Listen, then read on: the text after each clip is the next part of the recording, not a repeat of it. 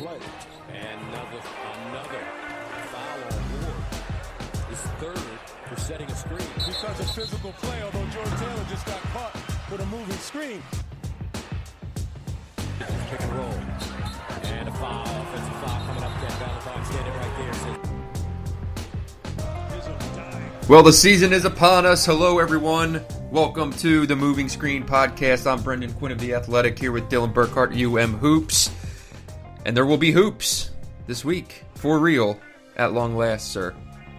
We finally made it, and I think this is the 1-year anniversary of when we started the podcast, so it's a big day. To the day? To the time of year. To the time of year, wow. I think we recorded our first pod before the Champions Classic last year.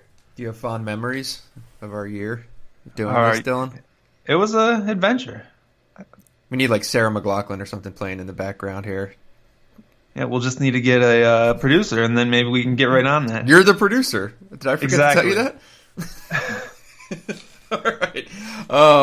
Before we hop into this, so this is going to be a full shots preview episode for opening night, Tuesday, in college basketball. We will be looking, obviously, at length at Michigan State, Kentucky, and then we're going to get into Michigan, App State on the back end. So much to discuss. If you want to support this podcast, make sure you are subscribed to Hoops. Dylan, what is cooking over there right now? I mean, this is our time of year. We're going to have all sorts of content coming off of the exhibition game that was Friday. You can see our game recap up there now, and then diving into Appalachian State and really the season at large. Outstanding. And over at The Athletic, I know you have a big piece on Juwan Howard you might want to tell the people about. Yeah, if anyone hasn't gotten to it, on Friday morning we published a lengthy piece on the pro-life of Juwan Howard and talked to a number of people to kind of get a grasp for where he'd been and what he did and kind of paint a portrait of what 19 years as an NBA player looks like and how that could possibly shape the guy who's now going to be a first-time head coach. So go take a look at that. We'll have some preview stuff coming for Michigan State, Kentucky, and then I will be on the ground in Manhattan on Tuesday night with the Athletic squad. We have a number of people out there, and we'll have that thing covered from wall to wall. So subscribe to The Athletic for all that. Subscribe to Hoops for all the great stuff Dylan does. And with that, we're going to get into this thing. We're obviously starting Michigan State, Kentucky, 1 versus 2 at Madison Square Garden to open the season. You can't really ask for anything more than that. In the nightcap, I prefer the early game, but that's because I'm an old man. But this is a kind of fascinating matchup of, first of all, on like the most basic surface, one team that brought its best player back and one team that lost its best player. Michigan State has Cassius Winston back. Kentucky lost P.J. Washington. But, look, Kentucky is Kentucky. Length, defense, interchangeable players, lots of versatility. The difference this year is they have 4 returning starters. They have a grad transfer. They're maybe a touch older than they typically are coming into the Champions Classic when sometimes they're rolling out, 4 freshmen in a starting lineup and shit like that. This is a little bit more experienced group. And I think a really, really good matchup. I don't think good for either team. I think good for the watching public. Yeah, it might be off-brand, but I always like to start with the narrative in these Champions Classic games because tables are turning. Because I got all the analytics stats over here. I'm ready to go.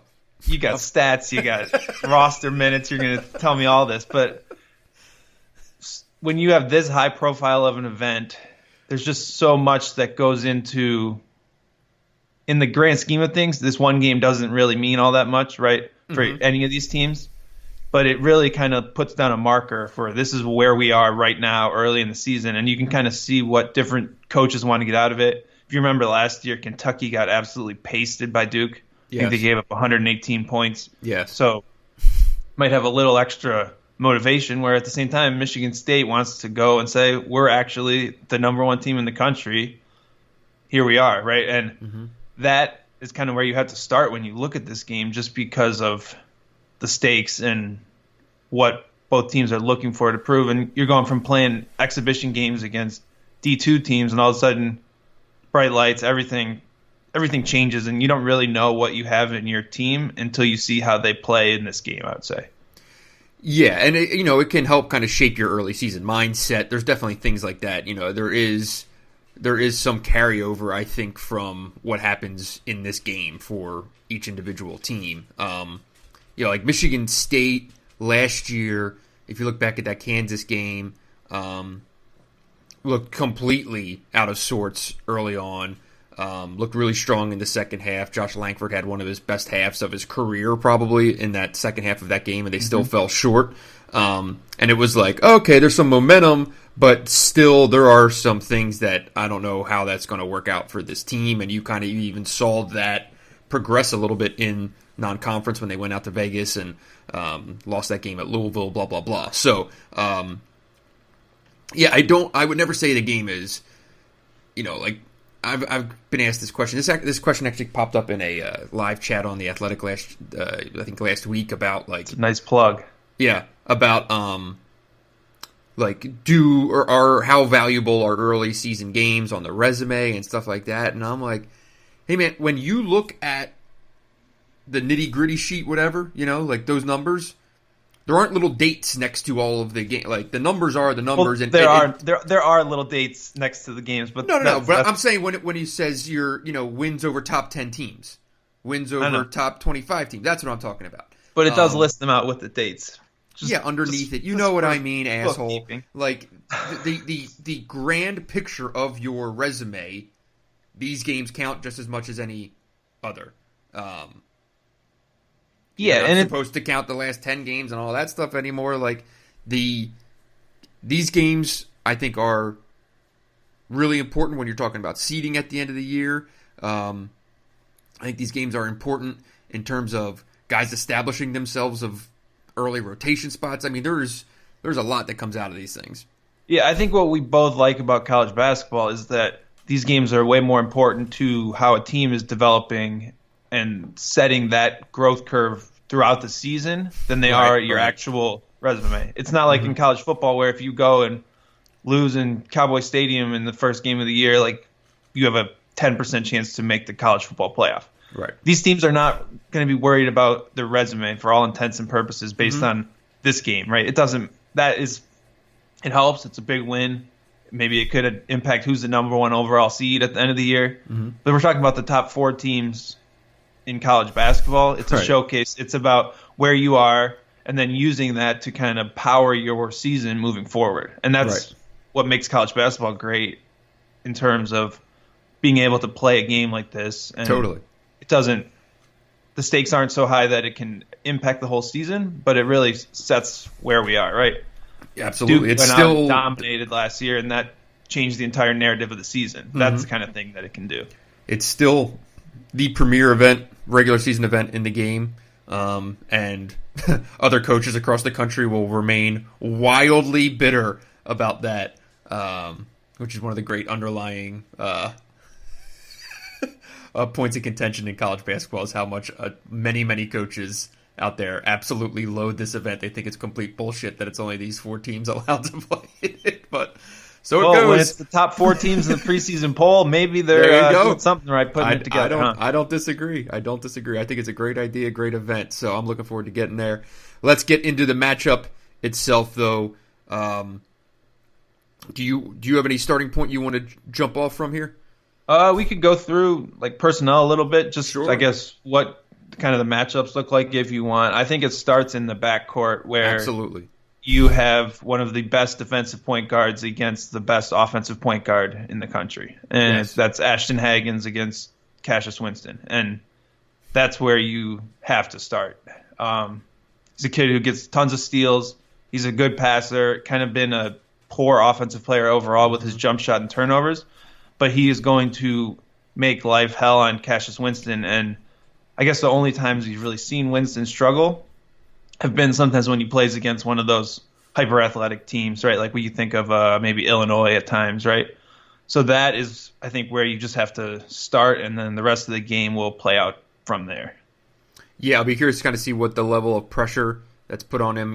If is it going to be Hagen just picking him up at half court? I'm guessing this is going to be on his hip the second he walks in the gym. Hagen's 6'3", for anyone. He's listed at 6'3" at least. For anyone curious, co-defensive player of the year in the SEC last year, and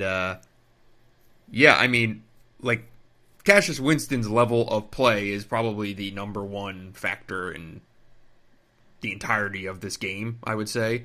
What is he ready to do, and what does Michigan State look like? Because what I'm most curious about when it kind of comes to this matchup is, obviously Tom Izzo has ideas for what he wants Michigan State to look like, especially early on, and it's going to get back to the transition, all the stuff, basically what you saw them do last year versus Kansas. And they played a different style in that game than they ended up finding as a winning formula later. My question is, do they try that in this game, or is it more a transitive property of what you saw from the NCAA tournament last year? The way that Michigan State finished last year, do they just do that on this game and then basically start the season in terms of doing different things, changing stuff up the next game? You know what I mean? I think you could make a very real case for 7-man rotation, do what works, just put Cassius in a ball screen, 80% of the time, and get a win, and then go on from here. That would be, in my opinion, the best way to go about this. But they didn't. I don't know. I don't know what they're going to do. But again, it's not a NCAA tournament game where your season hinges on it. Totally. I would think you're going into it wanting to play how you plan to play, right? You're not going to try to make a one game off plan. I don't think Tom Izzo's going, well, let's just do this one little cheat code here and we're going to go back to this and then we're going to actually want to do something else for the next month of the season. I think you want to establish your identity in that. You could also do that for the first half and then in the second half say, all right, we're just going to put him in a blender every time, slow it down, and let Cassius go to work and go get a win. Oh, without a doubt.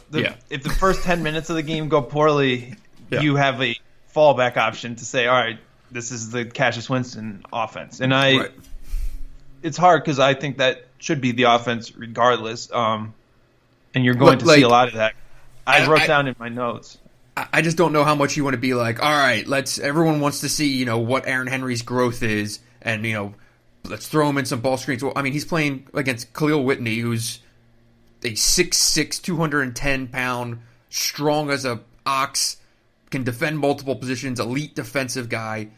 Okay, is this really the time you want to throw Aaron Henry into ball screens and let him figure it out, At the same point, Khalil Whitney's playing his first college game. Uh-huh. If Aaron Henry goes out and drops 20 points going against the guy who everyone is saying is a lottery pick, all of a sudden Aaron Henry's a lottery pick. I mean, that's the kind of thing that happens in this game. I mean, these are two guys who are both probably more raw talent than production, I would say, especially early on. Henry plays his role, but you're talking about him growing into this role as a scorer, more of full player. If he can do that in this venue, all of a sudden every NBA eye is right there, and that is a huge opportunity for him to go against a guy who is in that same archetype, so to speak, and maybe regarded higher than him right now. Because I don't think Khalil Whitney's going to go out and drop 20 points, right? He's a guy who's still figuring out how to play offense in college. He hasn't even played a real college game. Fair. You're just a half glass full kind of guy, unlike me. I think it's just a really fine balance. And I wrote down in my notes, how do you balance kind of that Cassius Winston bread and butter versus all these new things? And that will be probably the most fascinating thing to watch early and often in this game. I think there's kind of Michigan State's going to script out what they want to do. There's going to be a big emphasis on establishing that identity. I think you run some plays for guys you want to get involved early and get them easy baskets other than Cassius, and then you can let the Cassius Winston show start more in the second half, right? We saw that all the time last year.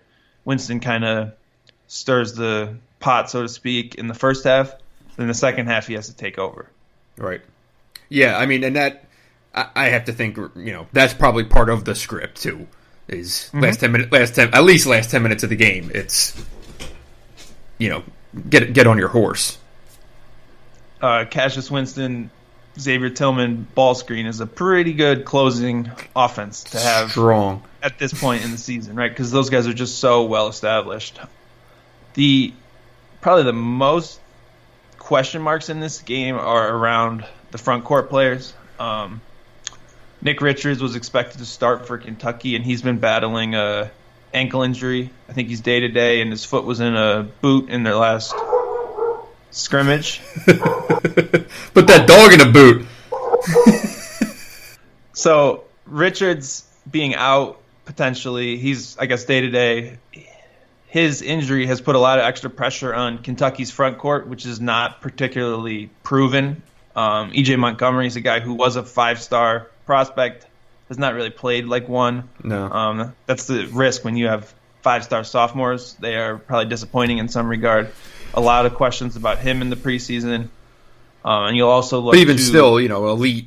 You can question him all you want. He still has the potential to be a dominant rebounder. He's an elite rim protector. But yeah, I mean, he struggled with confidence last year. He has not played particularly well in the preseason. And you will look to potentially Nate Sesson, a Bucknell transfer, who could be starting at center. So for all we talk about all of Kentucky's elite talent and tools, they could be starting a guy who played against Michigan State in the first round of the NCAA tournament off the bench 2 years ago. So I'm not sure. And also, I mean, Michigan State also has questions at the 4, right? I mean, we don't know what that's going to look like. So I don't know what to really make of that front court battle right now. There's a chance Richards plays and is an elite rim protector and makes all that work.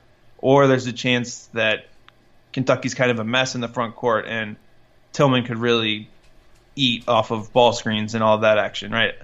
I don't have a great read for how that would play out at this point.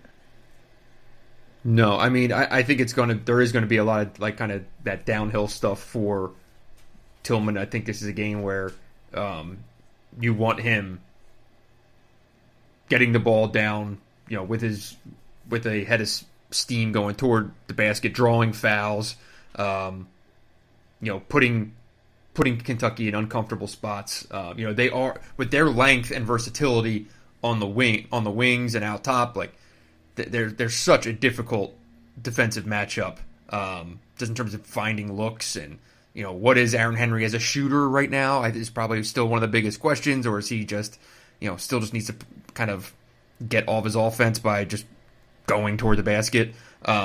Rocket Watts, the matchup for me that is injected in my veins, poured in a rocks glass, whatever you want to say, is that Rocket Watts versus Tyree Maxey. Like, that is going to be high level stuff. Tyree Maxey's awesome, playmaker, love his game, probably future lottery pick, top 10 pick.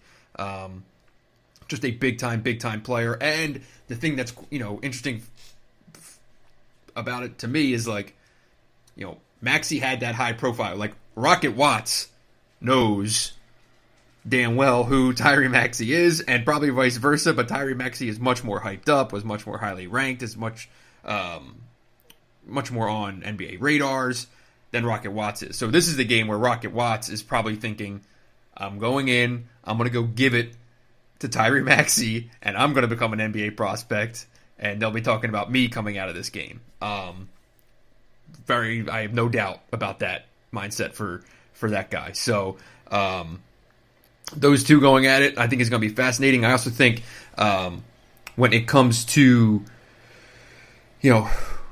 these teams switching and who can kind of get who into more uncomfortable positions and situations will obviously be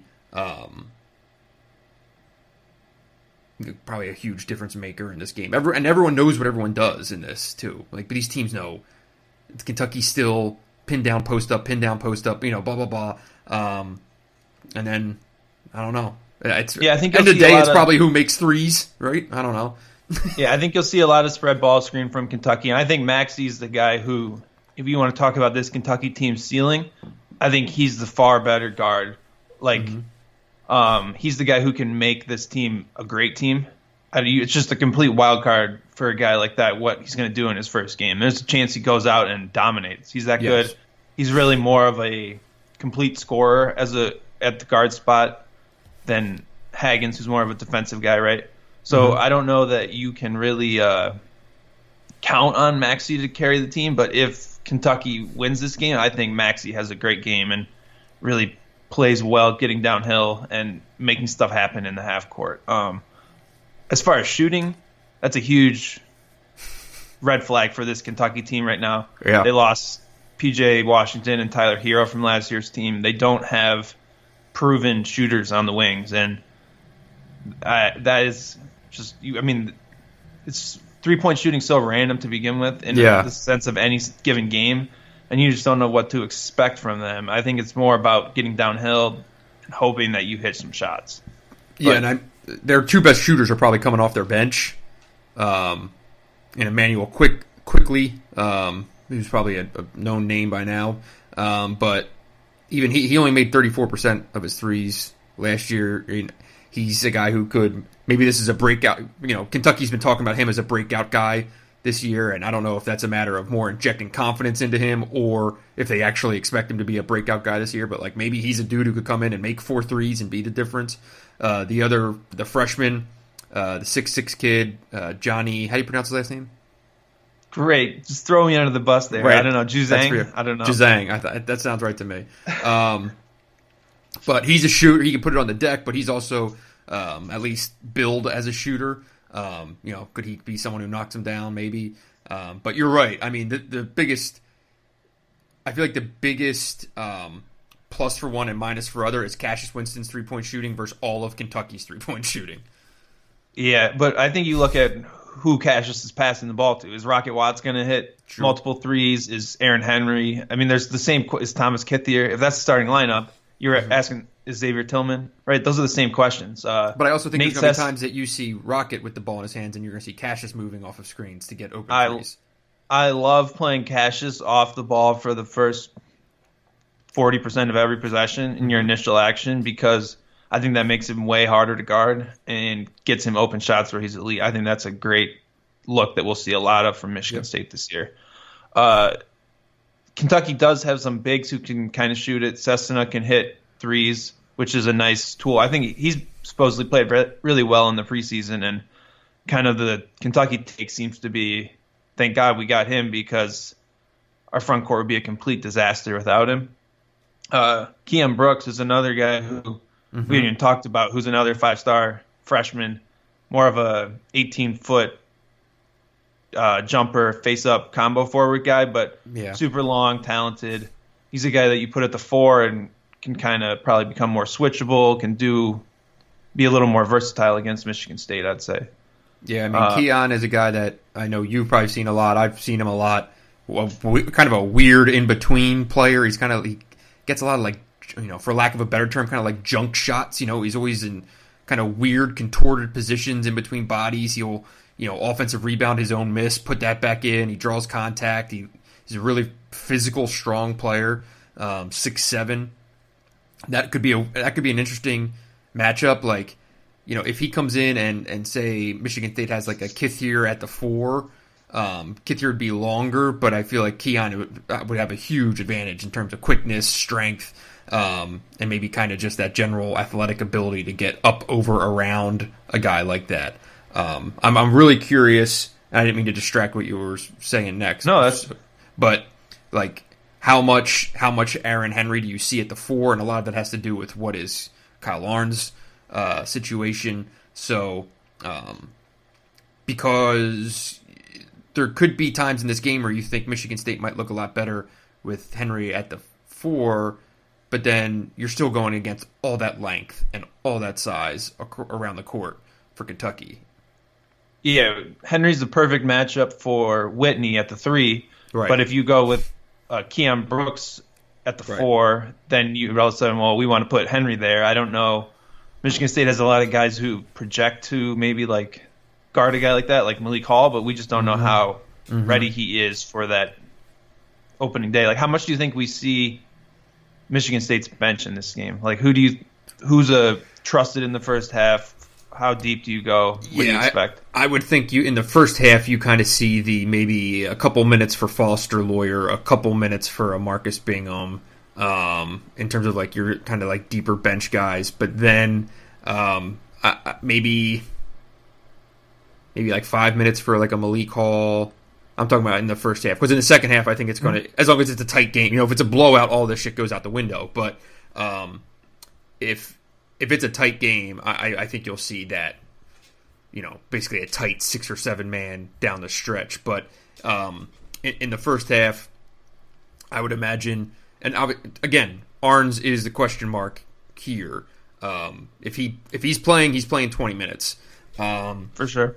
And if I don't, I'm not projecting and would not project Joey Hauser to get a waiver and play in this game. But obviously that would throw everything off as well. So let's operate under the assumption that both are not playing. Okay. Hauser and Arns. In that scenario, I would say for the game, you get 12 minutes from a Gabe Brown. You get 8 minutes from a Malik Hall.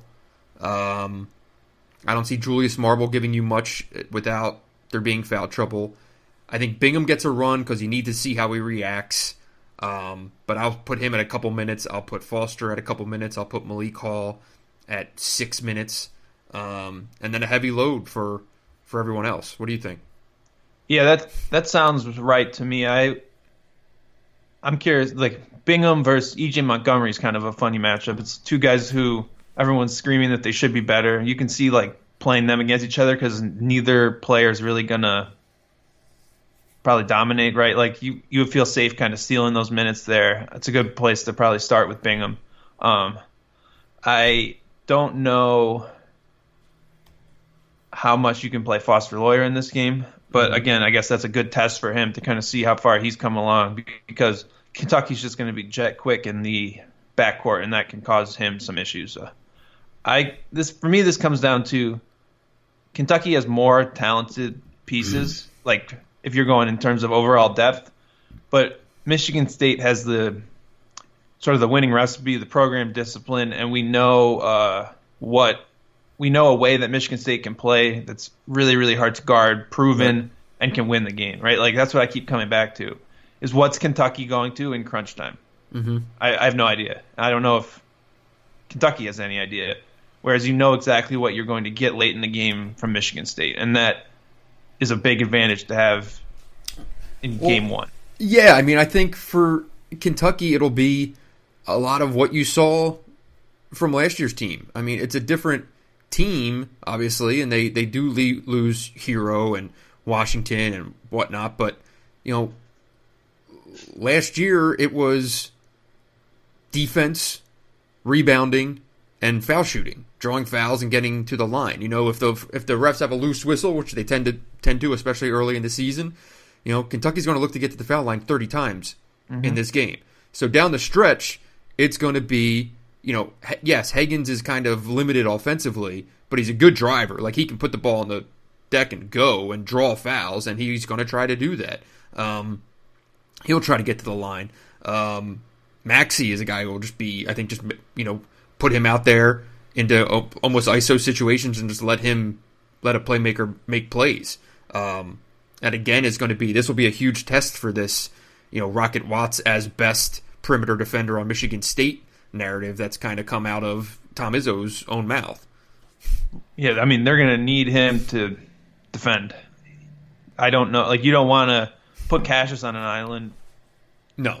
One-on-one for 35 minutes when he has to do so much more offensively, right? So that's a tough matchup for Cassius. The tough thing for Cassius is you prefer him guarding a shooter as opposed to a driver, and there's no shooters, so there's nowhere to hide him. He's going to have a tough one-on-one matchup, maybe regardless of how it plays out. I don't know. I have a hard time getting a read. I think Kentucky's going to be further ahead on defense. You expect that, right? Like, Calipari teams are always further ahead on defense, especially early. I don't know. Michigan State is sort of, I don't know, would you say they're going to be further ahead on offense or defense? I'd lean offense just because of Winston. Yes, but I would agree with that. So you basically have a strength on strength matchup. I guess what you were getting at, if things go sideways for Michigan State, it could be defensively, foul trouble, where just dealing kind of in one-on-one situations with Kentucky, with a lot of guys who maybe haven't done that as much. Like, yeah, I mean, worst case scenario for Michigan State is 2 fouls on Tillman. Yeah, I was just going to say, if Xavier Tillman gets in foul trouble, you are in a world of hurt quickly. Yeah. Yes. And it's tough because, Kentucky wants to spread you out and get your people moving side to side, and while Xavier Tillman is a elite ball screen defender and an elite side to side defender, like they just put you in so many bad spots that it's really hard to not just get caught. So they put you into situations where you're recovering a lot, you're moving around a lot, and you can just pick up 2 cheap fouls and the game's completely different immediately. Yeah, I do. I just think that the experience for Michigan State really stands out, though. If you keep coming back to that, and who are you going to trust in this spot? You're going to trust Aaron Henry, who's really a year ahead in that same role as Whitney. You're going to trust Xavier Tillman, who has played in big games, he's proven that he can stay largely out of foul trouble, right? He knows what's expected of him. And then you have Cassius Winston. That's where I keep coming back in, just kind of breaking down the game. I don't know. It should be a hell of a game to watch. I think that's the game of the night for sure. For sure. Do you have what are we on here? We're at about a half an hour. Do you have a prediction? I'm going to say Aaron Henry is a NBA prospect. Mm-hmm. He's the guy people are talking about after this game, I'm saying. I think it's a breakout game for Henry. I think on this stage with his tools, I think he plays 16 points, 8 rebounds, shuts down Whitney, and all of a sudden the kind of NBA draft heads are talking about him as a guy in that picture. That's my prediction. And I'll go Michigan State, but I think it's really close. Yeah, I'm going Michigan State, but I'm not going because of Henry. I'm going because of Cassius and Tillman. The Henry thing is interesting because, frankly, he has not had a great preseason by all accounts. He was not good against Gonzaga, and he was kind of, other than that big dunk, he was pretty much MIA in the game against Saginaw Valley. And he didn't look great in that game. It's a major adjustment for him to change his mindset offensively, and we talked about it after the game, and he's changing a lot of his natural default settings to someone who typically works in concert with the offense to someone who kind of needs to be a little bit more of a conductor. So that's going to be, I think it's just a very big stage to ask him to do too much. Like, how many shot attempts are you projecting for Aaron Henry? 12. Double-digit shot attempts. I will take the under. Aaron Henry is a guy who Michigan State needs to hang against a team like Kentucky. If Aaron Henry plays poorly, I don't see the sort of wing athletes to really carry them in this kind of game. I think he's the guy who makes it an even matchup, and I think the fact that he struggled in the preseason and kind of been put through all those different tests is a sign that Michigan State probably knows that and is trying to get him there. No doubt. I mean, it's been over and over and over again that this has been the drive for Aaron Henry. It's been all about, you are a different player this year. Forget last year and everything that came with it. So I'm in Aaron Henry breakout game. What's your bold take? You can't just say Cassius Winston plays great. It's the most lukewarm take we've ever heard, I think.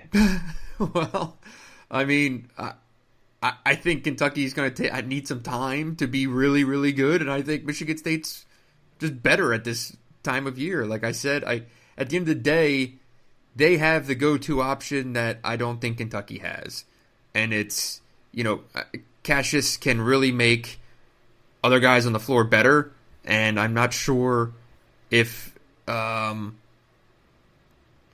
what's it called? If Kentucky is, sorry, I just got a message. If Kentucky is there yet, so I think State's the safer pick. I'm not saying I think, Aaron Henry's going to be missing in action or anything like that, but, he had 2 double-digit shot games last year. Now, both were late. He had 10 shots against Ohio State, took 14 against LSU. I'll put it this way. I think Aaron Henry will play well, and Michigan State will win. If Aaron Henry has a game like you're talking about, I think Michigan State wins by 10. Yeah, that sounds about right. Do you think it's a up-tempo game, or does Michigan State check the tempo at all? I think or is it just two halves? 2 halves. First half, back and forth. Yeah. I think both teams do that, and then I'm like, well, maybe we have a couple issues there. Right. I can see that going like either team. Yes. You just don't know. All right, I'll buy that.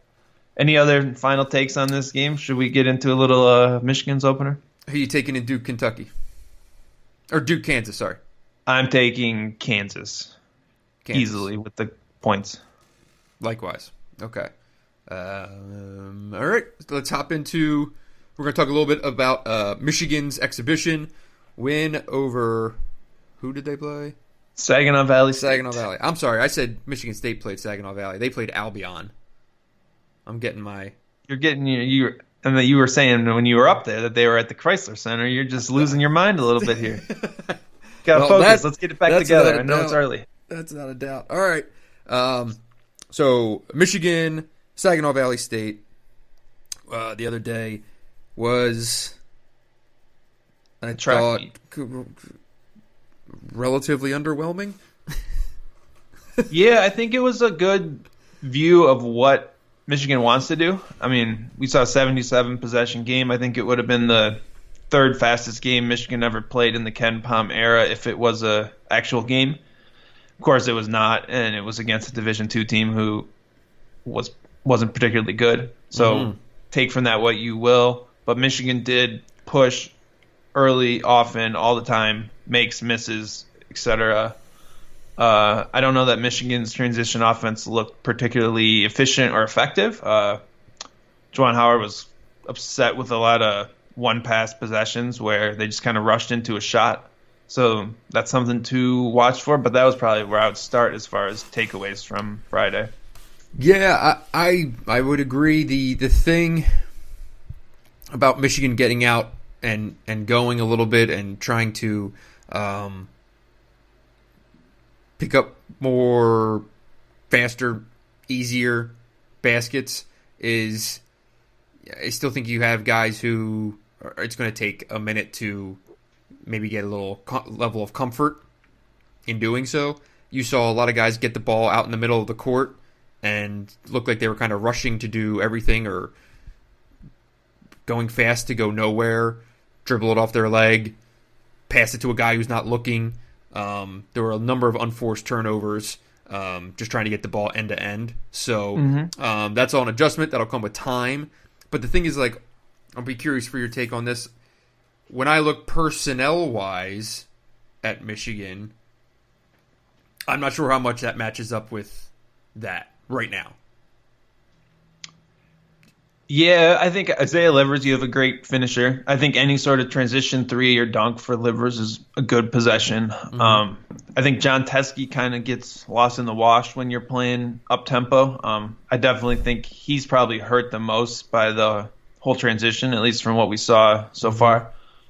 I think Simpson can be a good transition point guard. I think he's sort of recalibrating to kind of remember how to play that way and get comfortable. But you don't have, I guess, a stable of wings that you're just getting the ball out to run and dunk in that sense. So I can see where you're going at with that. On the other hand, you could say, well, Michigan doesn't really have a great half-court offense, so pushing the pace could get you as many good opportunities in transition if you're not really going to have a great half-court. So I can see either side of it. I just think when you look at it, they don't run – they clearly are – fully intentioned and running as fast as they can and as often as they can. I don't know that they look sort of well drilled and running with a purpose, right? Like it's sort of scatterbrained, at least at this point. It's not efficient, crisp transition attack. It's sort of like just putting fast forward button on and seeing what happens. So I think they need to sort of tighten up the efficiency of that look and just be more purposeful, right? And when it's anyone other than Xavier with the ball, I just don't. It seems kind of directionless in a number of ways. Their best look is still Cassius Winston getting as deep as humanly possible, and Xavier Simpson. What'd I say? Cassius Winston. Sorry. We are recording this on a Sunday morning, so it takes me a little bit to get going. Otis and I are pretty groggy over here, so no. But Xavier Simpson getting as deep as possible and either making a play or turning around and trying to find someone, coming full speed from the opposite direction. And that's obviously extremely simplistic, but end of the day, the most jarring thing from the other night was anytime Xavier Simpson was not on the court. What happened in Michigan?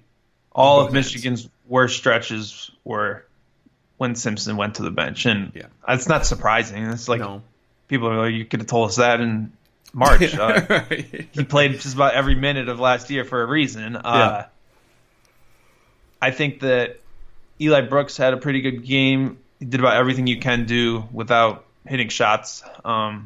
He's pretty much, I think he had a similar impact where if one of those guys has to be on the floor because they just understand kind of how to play on both ends of the floor, and they have that experience. Michigan's sophomore class, I don't think they're quite there yet.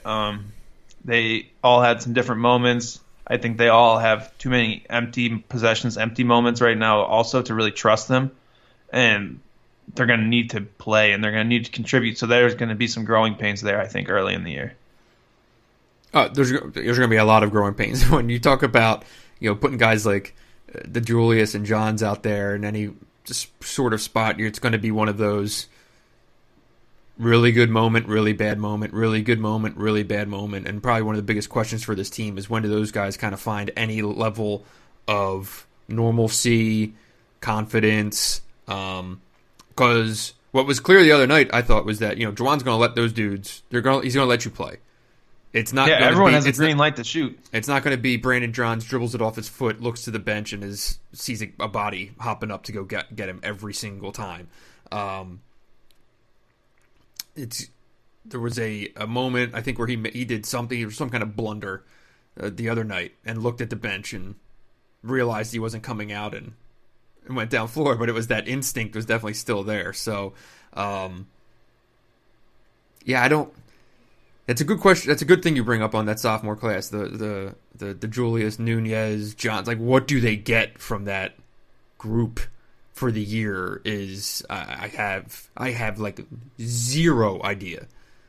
Yeah, and honestly, it's not about the great moments. It's about eliminating the empty moments. Like, if you can just have average possessions all the time, it's better than kind of that roller coaster of I'm going to make a great play and then I'm just going to completely blow a play, and then you can't have those zeros. You can't have those bad possessions because those lose you games, right?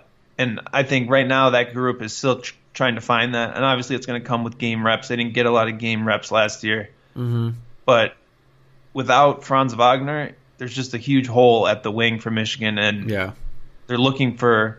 Really, all three of like DeJulius, Johns, and Nunez all kind of fit into that, where they're looking for that kind of production out of that group, even though they're very different players of different sizes and I guess different positions, but they all need to bring some of that, and we're still trying to see where that comes, I guess.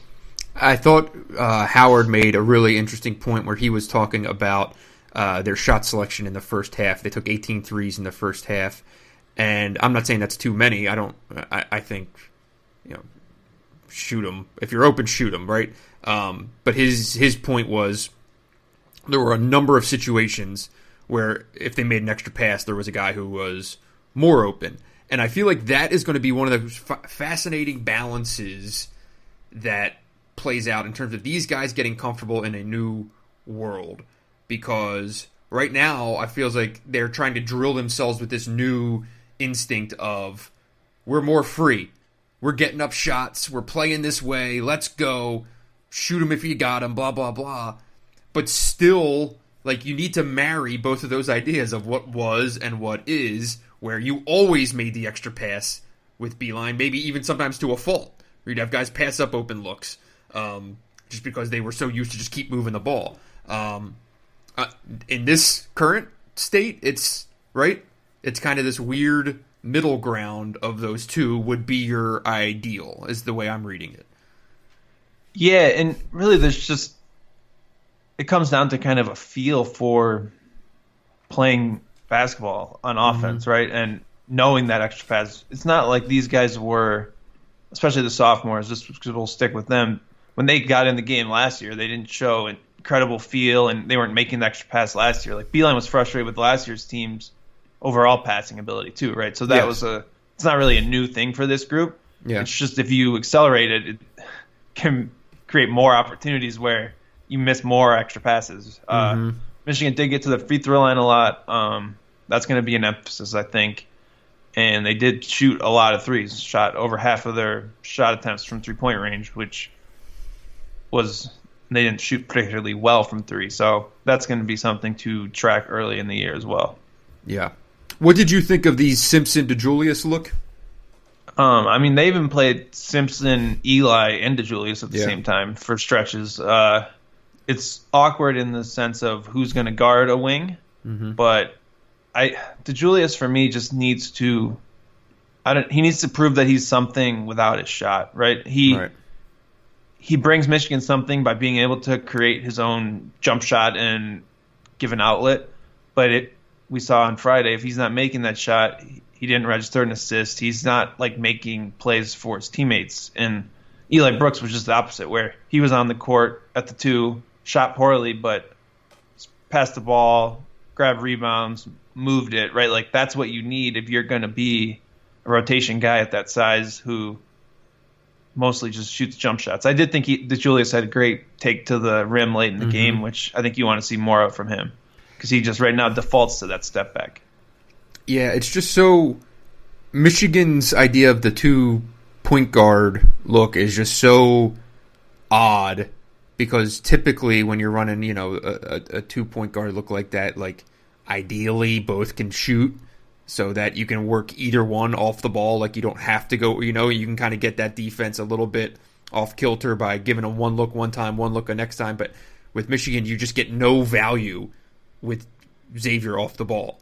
So, is that fair to say, or do you disagree? Yeah, but it comes down to there's no wings on the roster really that are ready to play. Oh, I don't disagree. I'm just saying, like, just talking about this lineup in general. I know that it's a necessity due to lack of options, but it's just when you watch it, it just looks uncomfortable. I don't know, for lack of a better term.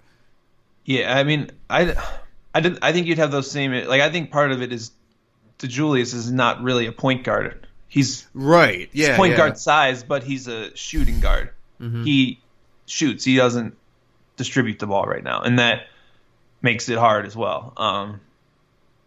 I think you're going to see plenty of it, though, because there's just not the personnel and the depth on the wings, and I don't know what that looks like defensively. Playing 3 guards at times, I guess we'll see, but that could be something to keep an eye on too. Yeah. Do you have any other comments on that, or do you want to get into the opener? No, we can dive into App State a little bit. They are another program who will be playing their first game under a new head coach. Dustin Kearns comes from the Mike Young coaching tree, who was at Wofford for the last decade or so and just got hired at Virginia Tech. Kearns was the head coach at Presbyterian, who's also on Michigan's schedule this year for the last for the last 2 seasons. He took them from basically worse in college basketball when he got there to a pretty good year as like their highest Ken Pom rating ever. So a big turnaround in just 2 years' time, and already got a job in the SoCon, which is a pretty big promotion for a short period of time as a head coach. His thing is... Are you talking about App State? Yeah. App State's in the Sun Belt. Sun Belt, sorry. That's okay. Still a big. It's a good job to. It's a good jump. For 2 years at Presbyterian. Sorry about that. I don't disagree. So his thing is 3-point shooting. His team shoot a ton of threes and make a ton of threes. And not surprisingly, he has a former Beeline player on his staff. Frank Young played for him at West Virginia. So this team is going to spread you out and shoot threes. Obviously, when you have that transition to a new program, you don't always have 3-point shooters all around the floor, so it doesn't always work great. You think back to like Beeline's first year, Michigan shot a lot of threes. They didn't make a lot of threes. So that will be, I guess, probably the first thing to watch. And could be fascinating is, all right, you're running and gunning, you're playing at a faster pace. If you're playing a team that starts raining threes, that could create an issue in a way that maybe Michigan hasn't in the past when it kind of controlled the tempo. Yeah, that's really the only. Michigan will have more talent across the board, obviously, but like you said, I mean, the only thing that this could really, I feel like, go sideways is if, you know, App State comes in and makes 12 of 38 threes and Michigan can't score. You know, there was a 10-minute stretch in that first half against Saginaw Valley where you're like, oh, Jesus, like this looks awful, you know? And I feel like those stretches come more often when teams get you uncomfortable, and if there's, you know, if these guys start chucking in threes and now Michigan's rushing to match it and suddenly they go on some cold streak, that's when, oh my God, that's when bad thoughts creep in, right? And upsets happen when bad thoughts creep in. App State and Michigan know something about that, but I won't get into any of that. Anyone wondering, like, what preseason expectations for App State are? They're 206 in the first Ken Palm rating of the year, and they were picked 9th in the Sun Belt by Blue Ribbon. But I feel like that's just a total guess because it's a new coach, and who the hell knows what App State's going to look like. Yeah, they do bring back their best player. Justin Forrest averaged like 16 points per game last year. He is he's 6'2", more of a scoring guard than a kind of a true point guard. But that'll be probably a place where you can put Xavier Simpson on him and feel pretty good about it from Michigan's point of view. I think he fits here. He shot 177 threes last year and shot 36%. So this is a dream scenario for that dude. That guy might take 15 threes.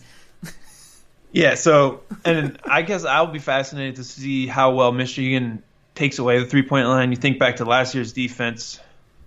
Basically, that was the thing Michigan did, right? You're not going to have transition. You're not going to attempt threes. I don't know what that'll look like. Saginaw didn't shoot a lot of threes, but I don't know how much of that is just Saginaw Valley or vice versa. So that'll be a kind of a first data point for what this defensive DNA is for Michigan. Like we saw them in the exhibition game, every pick and roll, they kind of played a drop coverage where John Teskey just sank back into the paint and let the guard fight over the top. More of a NBA look, whereas Michigan used to hedge and recover against every ball screen last year.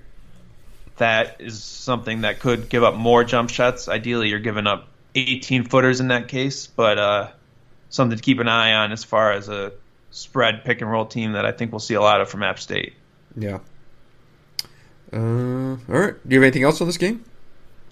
No, I just think it should be a good – I don't think it'll be – a lot of times you'll see these early games are just a complete tomato can, but I think it'll be a team that will at least test Michigan and give them a look, I would say, at least early on. But again, you just so many red flags or question marks when you don't have you have a brand new coach, right? You don't really know what it's all going to look like. Yeah, and I imagine it'll be a great environment. You know, I do think that everyone knows about the ticket sales this year. I will be kind of curious. I won't be there, so you'll be filling me in on when we record the podcast the next morning or whatever. But, you know, student turnout, stuff like that, I am actually kind of curious about that because, you know, it's just being around here this long, it's always so oddly dictated by football. And suddenly football is kind of relevant and people are paying attention again. And does this kind of fly under the radar? I don't know. I do feel like this game will kind of be an indicator for what Michigan gets in the Creighton game. Yeah, I mean, you don't have a lot of time to ease into this season, and so there's a lot of pressure to kind of hit the ground running without a doubt, and you will have a big crowd for these first few games, and that will sort of shape the early season narrative if you have any sort of slip-ups or look a little rocky, so to speak. Yeah, there will be. Can we get into a little bit about how this is going to be painted and described early on here? We talked a little bit about this. Sure, it sounds like you have something on your mind here. Let's I mean, I'll be really. There are going to be rocky times here, I think, for the beginning of this shift from one regime to the next. I'm curious to see how much everything is compared to Beeline. And, well, it was this way last year, and, well, this guy did this under Beeline, and da-da-da-da-da-da-da, because there's a balance there of what's reasonable and what will just become kind of overly all-consuming and unnecessary. A lot of this is narrative shit, and I don't know how much of it would even make its way inside the walls of that office. But I think on the outside, you're going to have a lot of people who don't know what the hell they're looking at, drawing conclusions of what this is based only on what they saw or what they think they saw from John Beeline's tenure. Well, here's the thing about new things and change. When everything goes well, everyone is going to love everything that's new. And it's going to be, oh, Michigan should have been playing at a faster tempo, should have been doing this, and you're winning games, and it's all great. And then the moment you lose a game, and here's the thing, every college basketball team loses the game, so it's going to happen. And then all of a sudden you're going to take all the other things that are different and whatever didn't work in that game, and there's going to be shouting and screaming, like, why aren't we doing this? Like, Michigan say they turned the ball over a bunch in one game. Well, Beeline's team never turned the ball over. Right? So that is going to happen, but it's just natural, right? Like, that's going to be the reaction to everything. I don't think it's inherently bad to compare how the team changes, right? Like, if they're playing faster, if they're doing this or that, and using that to kind of paint the style of play. But the results-oriented thinking and saying that whatever change is good or bad based on just one or two results is going to be the slippery slope. Yeah, and like, look, in the first month it's natural and perfectly reasonable, I feel like, to be like, well, they had this many possessions a game, whatever, last year. This is what they're doing right now. My question will be December, January, February. Like, how often are you seeing John Beeline's name or hearing John Beeline's name when it comes to analysis of this team? I mean, it's going to be constant, it's going to be in a good way or it's going to be in a bad way. And it's not going to go away. Just think about how you react. Think about the roller coaster that a college basketball season usually is. Like last year, Michigan almost was losing at Holy Cross at halftime, the second game of the season, and then all of a sudden, a week later, they were the best team ever because they pasted Villanova by 30 points. Right? The reactions are like just inherent in talking about college basketball. I don't think that's going to go away, and it's going to be amplified by that change and that transition, without a doubt. I don't think there's any secret about that. Can you please share that one comment that you pointed out to me from your message board? I don't remember what it was. During the game. It was early on after they came out. I think Michigan scored on like 6 of its first 7 possessions or something like that. And someone on your message board commented, it was like, well, if they played this, I wonder if they had played this style versus Texas Tech if they would have. Oh, exactly, yes. And then 10 minutes later, it looked like they'd never played basketball before in their lives. It was just perfect. That is going to be... And listen, if your message board can call me out, then I can call your message board out. So that's fine. Let them know how you feel. Throwing people under the bus. It'll be exciting, though. It'll be a lot to decipher, especially early in the year, of what might have happened in a game or what Michigan wants to happen in a game, and we'll kind of figure out what the ideal Michigan game looks like under Juwan Howard, and I don't think we know that yet, right? I'll be looking forward to getting up early Wednesday, pulling up the film. Sure, you'll be in tip-top shape Wednesday morning. There might be the zero sleep on the 9:30 tip. The good thing is my flight is mid-afternoon, That's the pro move on the Champions Classic turnaround. I know this story well. So I think that'll do it. Now that's all that's left is the games. Here we go. Actual basketball. It's been a long offseason.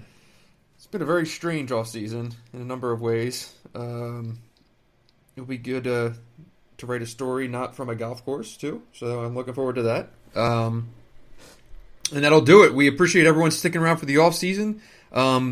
We would encourage you, if you would know anyone who would be interested in this podcast, please pass along a recommendation. Leave us a review in the iTunes store. That helps people find us as well. And that'll do it. Make sure you subscribe to UM Hoops. Make sure you subscribe to The Athletic. And make sure, as always, you tip your bartenders and your servers.